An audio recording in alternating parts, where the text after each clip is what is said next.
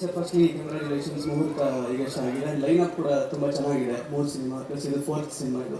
So 20ನೇ ವಯಸ್ಸಿಗೆ 45ನೇ cinema ಮಾಡ್ತಿರೋದು ಎಷ್ಟು ಖುಷಿ ಇದೆ? ತುಂಬ ಖುಷಿ ಇದೆ. ಬಟ್ ಒಂದು 5-6 ಕಮ್ಮಿ ಆಯ್ತೇನೋ ಅನಿಸ್ತಾ ಇದೆ. ಇದು ನಾನು ನಿಜ ಹೇಳ್ತಾ ಇದ್ದೆ, ಒಂದು 5-6 ಕಮ್ಮಿ ಆಯ್ತೇನೋ. ಬಿಕಾಸ್ ಇನ್ ಬಿಟ್ವೀನ್ ಸ್ವಲ್ಪ ಡಿಲೇ ಮಾಡಿದೆ. ಅದಾದಮೇಲೆ ಆ 20 ವರ್ಷದಲ್ಲಿ 2 ವರ್ಷ ತೆಗಿಬೇಕು ಕೋವಿಡಿಂದಾಗಿ. ಸೊ 18 ಟೀನೇಜ್ ಇಟ್ಕೋಬೋದು. ಸೊ ಇನ್ನೊಂದು 5 ಮಾಡ್ಬೋದಿತ್ತು, ಇನ್ನೊಂದಷ್ಟು ಒಳ್ಳೊಳ್ಳೆ ಕ್ಯಾರೆಕ್ಟರ್ಸು, ಒಳ್ಳೊಳ್ಳೆ ಸಿನಿಮಾ ಮಾಡ್ಬೋದಾಗಿತ್ತು ಅಂತ ನನಗೆ ಅನಿಸ್ತಾ ಇದೆ ಖಂಡಿತ. ಸೊ ಖುಷಿ ಅಂತೂ ಇದೆ. 45 ಫಿಲ್ಮ್ಸ್ ನೀವು ಯಾವ್ದು ಚೆನ್ನಾಗಿದೆ ಯಾವ್ದು ಚೆನ್ನಾಗಿಲ್ಲ ಅಂದರೆ ನಾನು ಹೇಳ್ತೀನಿ, ನಾನು ಮಾಡಿದಂಥ 45 ಸಿನಿಮಾನೂ ಇಷ್ಟ ಆಗಿರಲಿಲ್ಲ ಅಂದರೆ ನಾನು ಮಾಡ್ತಾನೆ ಇರಲಿಲ್ಲ.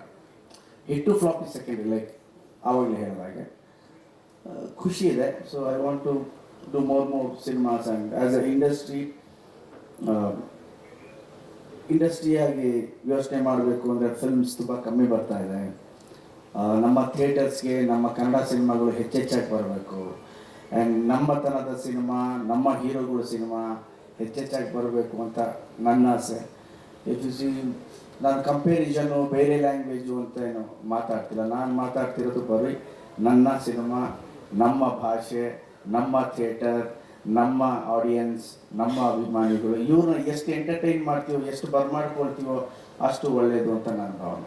ಸರ್ 2025 ಒಂದು ಸಿನಿಮಾ ಕೂಡ ರಿಲೀಸ್ ಅವ್ರದ್ದು ಬರಲಿಲ್ಲ ಅಂದರೆ ಸಾಧ್ಯ ಆಗಲಿಲ್ಲ, ಪ್ಲ್ಯಾನ್ ಸಿಗ್ತಾ ಹೇಗೆ? ಪ್ಲ್ಯಾನ್ ಸಿಕ್ತು, ಕಾರಣಾಂತರದಿಂದ ಬರಲಿಲ್ಲ, ಡಿಲೇ ಆಗ್ತಾ ಹೋಯಿತು ಶೂಟಿಂಗ್. ನಿರ್ದೇಶಕರು ನಿಮಗೆ ಅಂದರೆ ಮೊದಲು 2